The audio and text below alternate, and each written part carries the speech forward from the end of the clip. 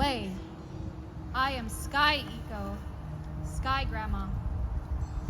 My time on Earth is done because I have passed from the world, and I'm making the journey home back to our ancestors. In my life on Earth, the place between the lower and the upper world, I told many stories. I told the stories passed down to me from my parents and grandparents. I tell this story of way back, a creation story from my family, the Puma clan, as I make my own journey across the Milky Way, because I am going back to them. I am going to the ones who call me home, and I want to bring them something. One of the most precious things we carry is our stories. Wakanda created us, the Wahzhazhe people first, as spirit beings who traveled from the stars. In their humility, they called themselves the Little Ones. Our people were made of family groups divided into clans. Each clan has their own version of this story. This is one of them. The Little Ones decided they wanted to come to Earth to fulfill their destiny to become a people.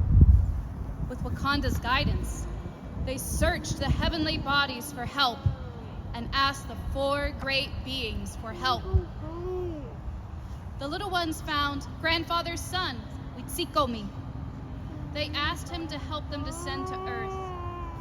The son replied, "Make me of your body when you become a person, and I will provide a path for you to follow in all four stages of your life, so you may reach old age."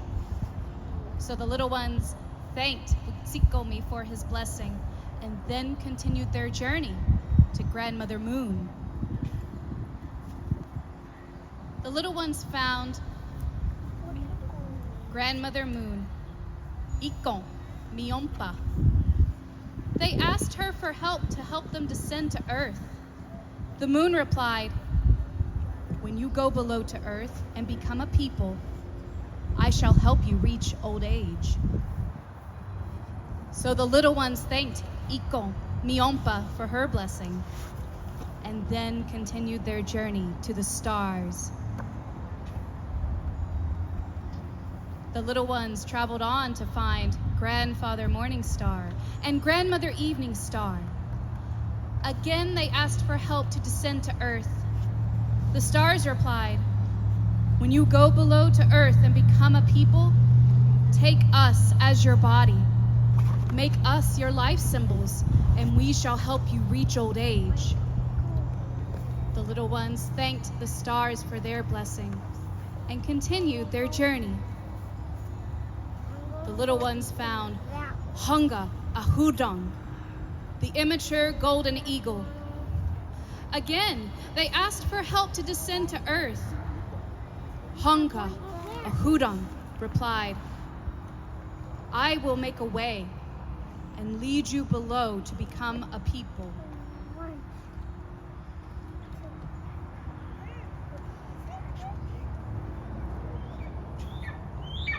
They stretched out their wings, which were wider than the Milky Way. Hunga Ahudon soared downward 4 times, leading the Little Ones through the 4 divisions of the heavenly bodies.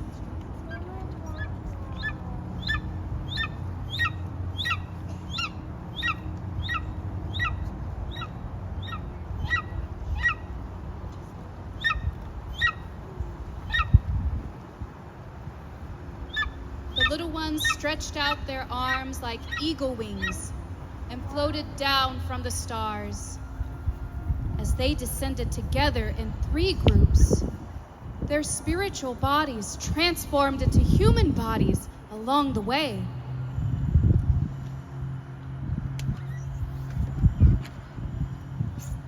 The Little Ones landed on top of 7 red oak trees, shaking acorns off upon landing. They saw that the earth was mostly covered in water. Knowing they couldn't exist on the water in human bodies, they asked Radiant Star, "Please, help us find land." Radiant Star replied, Okpan, Tonga. The great elk will help you find land.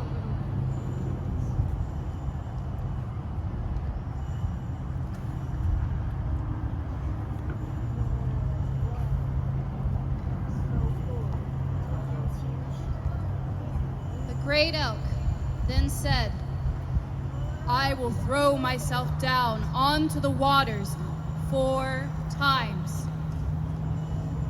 The elk threw himself down the first time and made a huge splash. A second time, the water started to disappear. Third time, and the water levels lowered as green and brown earth began to show. And finally, the elk threw himself down for a 4th time and made the land appear. Plants and grasses grew from the great elk's hair left on the ground, which provided sustenance for the little ones and their new bodies. His body became the earth's hills, mountaintops, rivers, streams, ridges, valleys, and cracks of the landscape.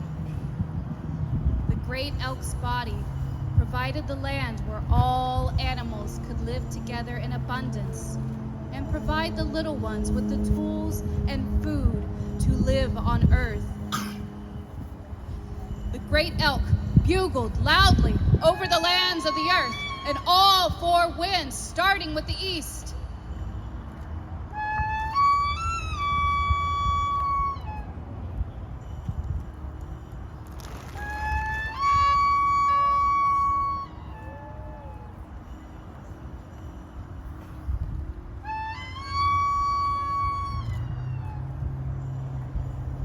The great elk and the 4 winds breathed life onto earth, which is why we call him Wahzhazhe, Earth Maker.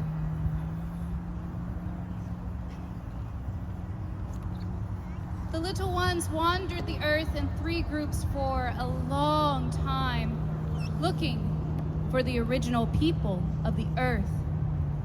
In their wanderings, they learned to survive and found the sun's path and followed it as they were told. One day, they found a river. In the middle of this wide river, they met a water spirit. This gentle spirit said, I can give you the knowledge of the water with all its uses and forces to help you reach old age. I will also gift the first group of little ones their name, Wahzhazhe, which is my name. From now on, you will be known as the water people, Wahzhazhe. Then the water spirit turned to the second group. I will name you Sijo, people of the sky, she said. Then she turned to the third group. I will name you Hunka, people of the land. Each of you now represents the 3 elements of the universe: water, sky, and earth. With their new names, the little ones thanked the water spirit for their blessing and continued on their journey across the land. By Wakanta's guidance, they found the original people of the earth, who they called Hunka Uta Nonsi, isolated earth people. However, the isolated earth people were living in Ganida, a chaotic force that the little ones had never encountered before. The isolated earth people were powerless over Ganida. The little ones could see the order of the cosmos on earth, where the isolated earth people could not. So, the little ones invited the isolated Earth people to follow the path of the sun's journey as they were instructed by Wakanta. Together, they would create structure and balance on Earth. The isolated Earth people became part of the Hunka people. The Wahzhazhe, the Sijo, and the Hunka embraced the isolated Earth people to become one people, the Neokanska, children of the Middle Waters. Together, they formed families which led to large clans. They built great villages. They organized their villages from all they had learned on their spiritual and earthly journeys. The villages reflected the order of the cosmos. In the middle of the village, there was a path from east to west to remind them of the sun's journey. The Sky Chief and the Sijo were on the north side.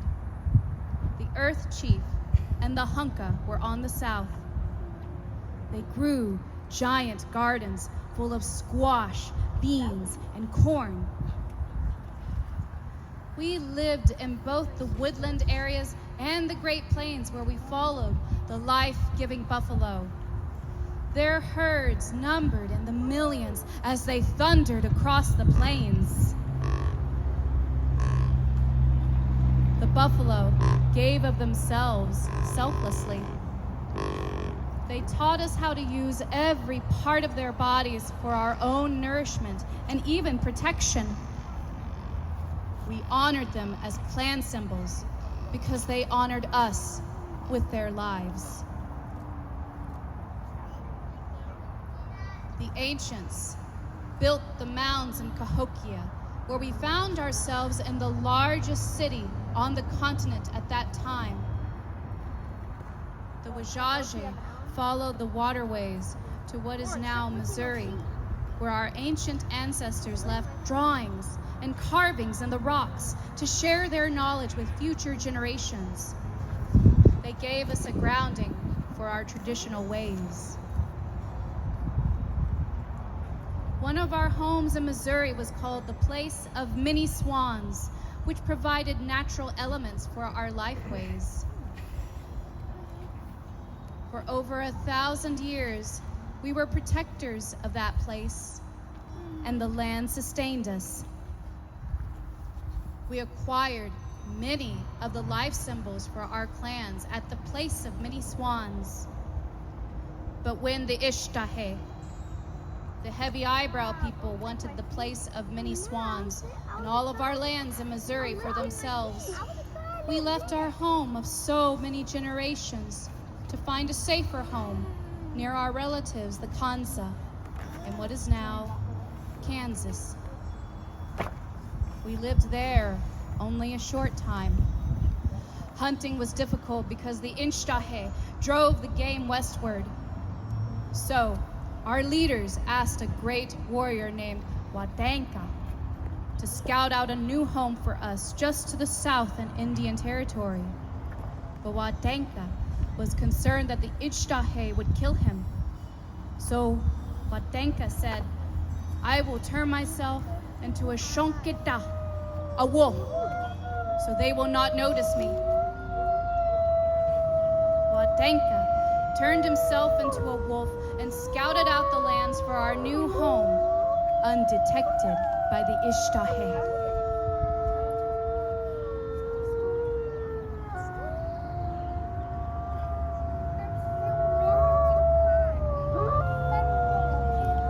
When he returned, he described pools of bubbling black liquid coming out of the ground like black water.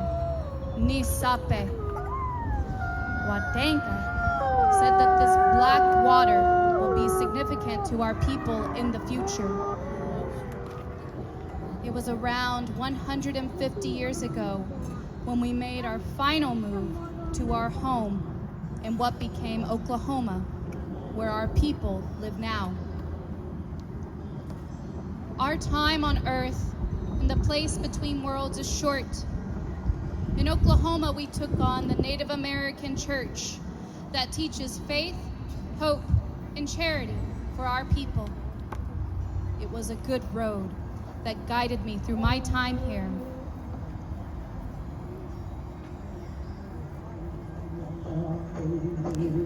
There is a symbolic road called Wahzhazhe, which leads me to a spiritual place where I am closer to Wakanta, closer to our ancestors, and closer to the answers I sought in this life.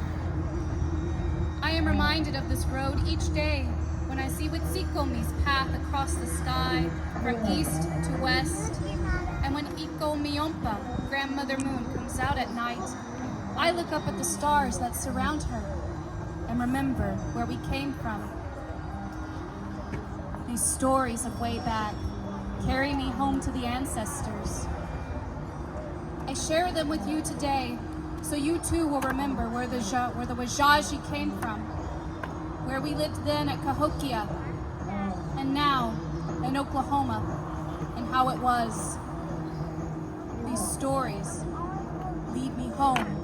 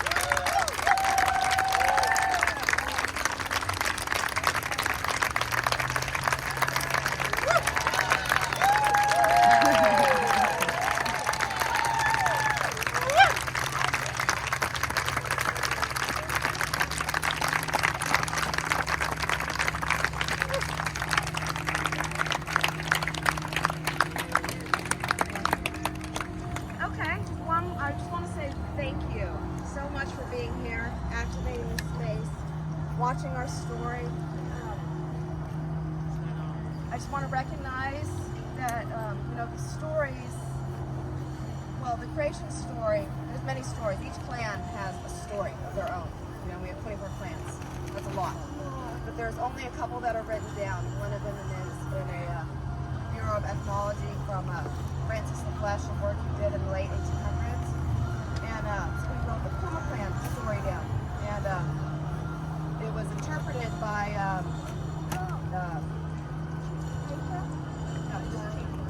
Charles Rarishi. And so I just want to recognize that, her direct descendant was her great-great-grandfather, Cynthia Moore. Okay. That's her great-grandfather.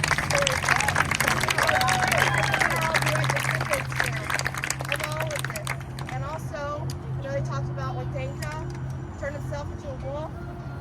All the my gray relatives, you guys step forward, please. All the gray. Okay.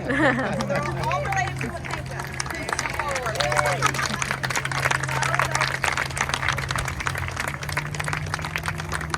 I wanted everyone to recognize that and know that, that we're not that far from, all of these stories, these people, the pictures are in our homes. And so, yes. And I just want to say thank you to RISA, Counterpublic, Tulsa Artist Fellowship for supporting this. I had just, I didn't mean to jump in on my mom's project here. I was just inquiring about the land because it was really cool and it's right next to this mound, perfect space to do this at. And then here we are, she's like, do it. Well, okay, let's go, and I know each of us are very excited that we get to be here and, perform by this mound. It's something very special that is always going to be in our hearts. Thank you to New Red Order for doing that for us. And anyone else involved, also my volunteers. As you can see, it takes a lot of people to do this. And so we couldn't have done it without all these volunteers and work with Eric gathering this. So I appreciate each and every one of you today. What do we know?